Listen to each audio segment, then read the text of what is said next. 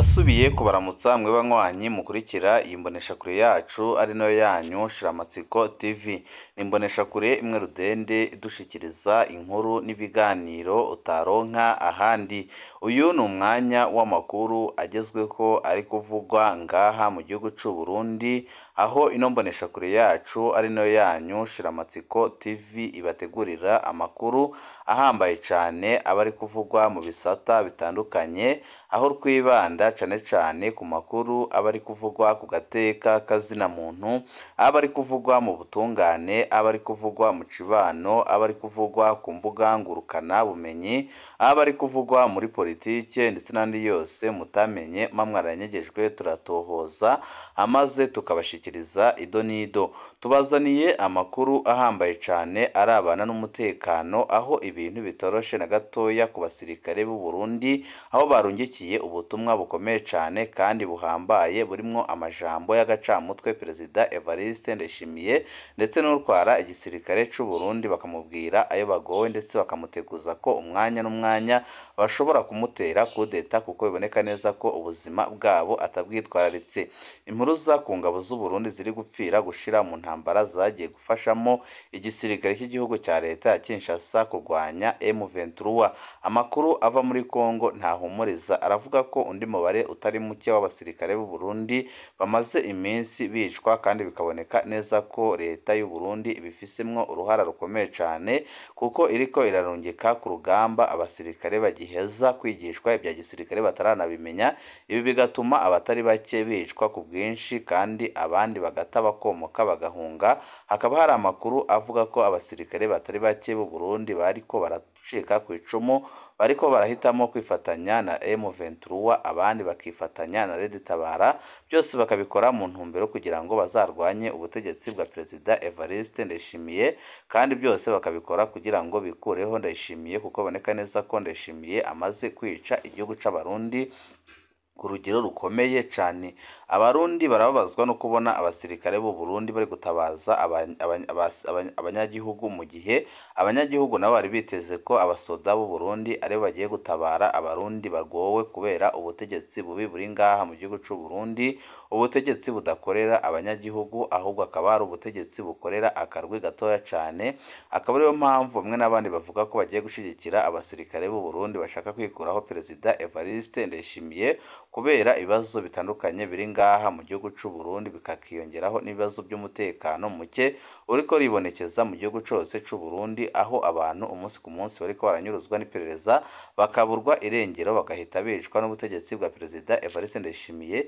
Ibi byose nyine bikaza byongera ubukene ndetse n'ubuzima bubi cane abarundi babayeho, murazi nk'ibibazo bafise bijanye n'ibura ry'igitoro ndetse n'ibura ry'ibyankenerwa nka byose bikomotse ku mafaranga ava makungu yabaye umuzi w'ibuye mu gihugu c'u Burundi. Ibi nyine akaba ari ibibazo bitandukanye bishobora gutuma ubutegetsi bwa Perezida Evariste Ndayishimiye busezererwa. Tubazaniye amakuru ahambaye cane arabana n'icyo abasirikare bariko barasaba Ndayishimiye ndetse n'umubare w'abasirikare batari bake bamaze kugwa muri Kongo, aho ku munsi w'ejo abasirikare batari bake baguye ku rugamba bari bahanganyemo na M23. Ibi nyine bikaba biri kongera agashavu gakomeye cane ku basirikare b'u Burundi babarizwa mu burasirazuba bwa Kongo, abo bari kurwana na M23 ariko bakavuga ko batabona ico barwanira. Impuruza ku ngabo z'u Burundi ziri gupfira gushira mu ntambara zagiye gufashamo igisirikare cy'igihugu cya leta ya Kinshasa kurwanya M23. Impuruza ku ngabo z'u Burundi ziri gupfira gushira mu mirwano igisirikare cya leta ya Kongo gihanganyemo na M23 mu burasirazuba bw'iki gihugu cya Kongo ikomeje kuba nyinshi, kandi biraboneka neza ko abasoda b'u Burundi bariko barategura igitero gikomeye cane bashobora kugaba kuri leta y'u Burundi, kubera ukuntu imaze gukora amakosa akomeye cane kandi ateye ubwoba.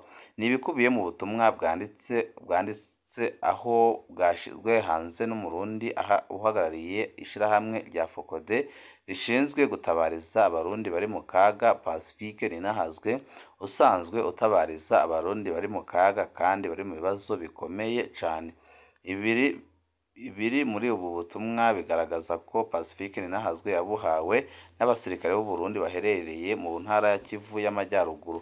ahari imirwano ikaze hagati y'ihuriro ry'ingabo ririmo n'iz'ingabo z'u Burundi zirwana ku ruhande rw'ubutegetsi bwa Perezida Felix Tshisekedi barwanya M23 ariko abasirikare b'u Burundi bakaba ariko barahonera ku bwinshi. Umwe muri aba basirikare b'u Burundi bahanganye n'umutwe wa M23 aganira na Pacifique Ninahazwe yagize ati turagusabye wogere uvumere dutabarize hano muri Kongo turi mu ntambara iturenze, ikindi ntitukibona amafaranga yacu duheruka guhembwa mu kwezi kwa kabiri, ubundi twahora tuyaronka ku kwezi, ubuho ntituzi wabyitambitse imbere, gusa bivuga ko leta ya Kinshasa yanze kuyatanga kubera ko M23 idukubita cane kandi ikaba iri kugumya gufata ibice byinshi kandi bihambaye bya Kongo mu gihe bari biteze ko tuje kubafasha kwirwanya ariko twasanze M23 iturenze cane. Ubutumwa bw'uyu musirikare w'u Burundi bunavuga ko amagorwa barimwo muri Repubulika ya Demokarasi ya Kongo ashobora kuzavamo ingorane zikomeye mu gihugu c'u Burundi no mu karere. Undi musirikare ugira kabiri yakomerejeho agira ati turagukurikirana cyane kandi burya n'abatagukunda bazi ko uvuga iby'ukuri. Njyewe ndi umusirikare ndi muri Kongo kandi sindi muto mu mpande zose, haba mu kazi mfise ibyo mpagarariye kandi n'imyaka si mikeya. Rero ibibazo turimo muri iki gihugu ca Kongo twebwe twubaha indahiro twarahiriye tukubaha ijwi ry'abenegihugu ryo ryashizeho Perezida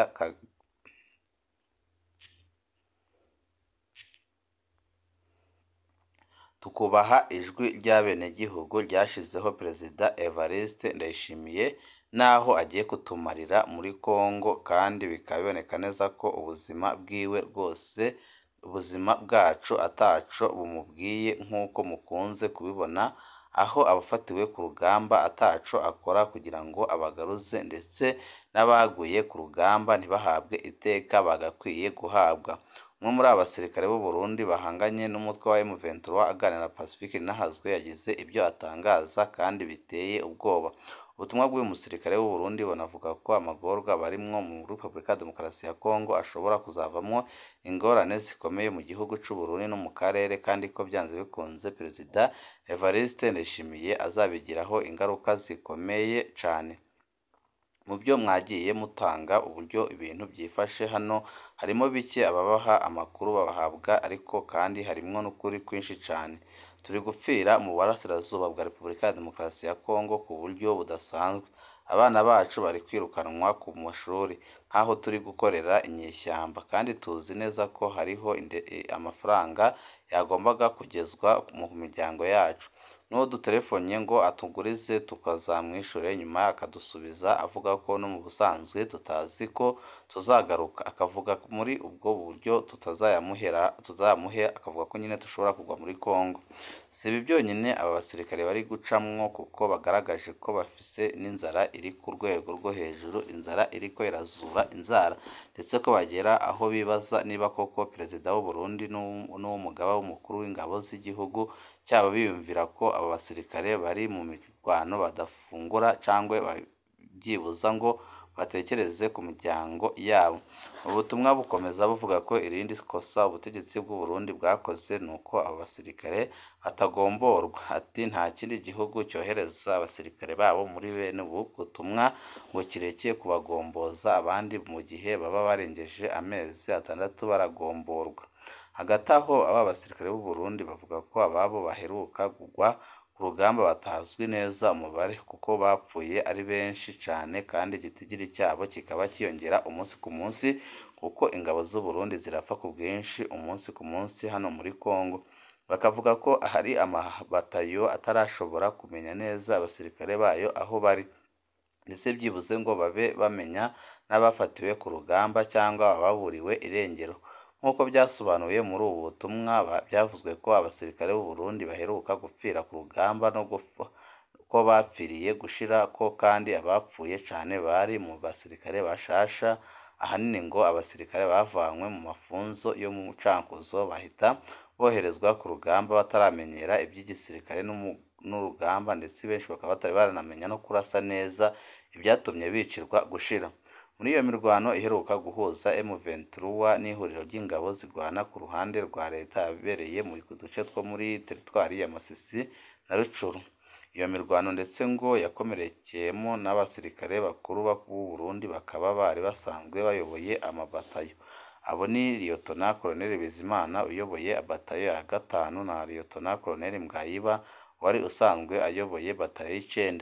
Bose ubu ni inkomere zibabaye cyane. Muri ubwo butumwa kandi abo basirikare bavuze ko kugeza ubu batazi ico bagwanira muri Kongo, ntibazi icyo bapfira, kandi bagasaba ko bogenda bagomborwa kugira baje kureba imiryango yabo na rirya bari kwishwa ku bwinshi.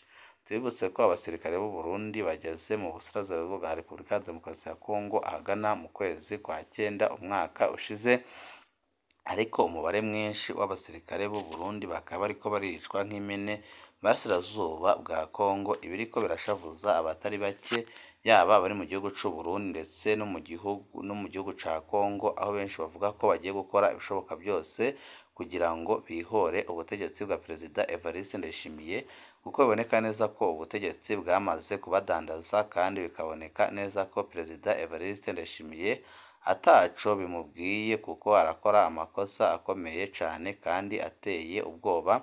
Benshi bakavuga ko ibi bintu bibabaje kandi biteye ubwoba, aho benshi bemeza ko igisirikare c'u Burundi gishobora gukora amateka kikikuraho Perezida Evariste Ndayishimiye, ko biboneka neza ko yamaze gutembya igihugu c'u Burundi. Tuve kuri iyo nkuru iri kuvugwa mu gisirikare c'u Burundi, twerekeze kuri ano makuru ariko aravuga aho iperereza ry'u Burundi ryasubiye kongera kunyuruza abarundi ku bwinshi, kandi igitangaje kinateye ubwoba, abanyurujwe bagahita bicwa. Ndondeza iperereza rirenyegeje hehe Guy Armel Ndikumana? Haraciye indwi zibiri dutabarije Guy Armel Ndikumana, umuguzatunga yanyurujwe mu gisagara ca Bujumbura ku igenekerezo rya 8 ukwezi kwa 5 2024, mu gihe yari asohotse ku cyicaro gikuru cya polisi judiciaire. Yatwawe n'abantu bari muri voiture Toyota Probox yera yari ifise imparati S 7340 AIT. Ubu ico tumaze kumenya nuko imodoka yakoreshejwe mu inyuruzwa rya Guy Ndikumana ariyo nyine yagarutse gukoreshwa mu inyuruzwa rya Christian Mupenzi, yakuwe mu Bwiza ku igenekerezo rya 15 ukwezi kwa 5 2024. Iyo twaranabahaye ifoto yayo. Imparati bavuze ku modoka yatwaye Guy Ndikumana niyo nyine yari ifiswe n'iyatwaye Christian Mupenzi. Aya makuru atuma tubona ko urwego rwanyuruje Guy ari rwo nyine rwanyuruje Christian Mupenzi apfungiwe mu iperereza. Guy Ndikumana we nta gakuru kiwe amakuru adushikira, anavuga ko yoba yaramaze no kwicwa. Amasoko atandukanye twatumye yose aremeza ko Christian Mupenzi apfungiwe mu kasho k'iperereza i Bujumbura hafi ya Cathedrale Regina Mundi. Rimwe muri ayo masoko ryaranemeje ko izina rya Christian Mupenzi ririmwo mu gitabo c'abapfunzwe aho mu iperereza. Ariko igitangaje, kuva Guy Ndikumana afatwa nta na rimwe hamwe haboneka izina ryiwe. Guy Ndikumana ntazwi iyo apfungiwe kugeza ubu ngubu, ni ikibazo gikomeye cyane. Bamwe mu baryango ba Guy Ndikumana barahumurijwe n'abakozi b'iperereza ko wabo ariko ntibigeze bamenyeshwa iyo apfungiwe. Hari n'ababa barashikiriye umukuru w'iperereza General Ildefonse Barorema batazira King Kongo, araheza bashura ko izina rya Guy Ndikumana ritarimwo mu bapfungiwe mu iperereza. None ko imodoka yajanye Guy Ndikumana ari nayo yahavuye ijana Christian Mupenzi, mu nyuma Christian Mupenzi akaba yabonetse ko ari mu gasho k'iperereza, Guy Ndikumana we iperereza yamujanye hehe? Naho mwibanga hari abakozi b'iperereza bavuga ko Guy Armel Ndikumana ari muzima, hariho n'imvugo ziva mu iperereza ziteye amakenga, aho hari nk'umukozi w'iperereza abajije bamwe mu baryango ati mbega hamwe Guy Ndikumana yoba yarapfuye mwibaza ko ari nde yobyungukiramwo? Iyi mvugo irateye amakenga kubera isa n'iteguza ko Guy Ndikumana ashobora kutaboneka imbere iperereza rikaca rikurondera uwo ryegeka ko mu muryango iburwa ry'irengero rya Guy Armel. Ikindi giteye amakenga ni ingene mu iperereza batanguye guca n'abasuma. ikindi giteye ubwoba n'amakenga ni kungene mu iperereza batanguye gusa n'abasununira ikibazo ca Gayi ku gipolisi c'Inyamiramabi polisi judiciaire.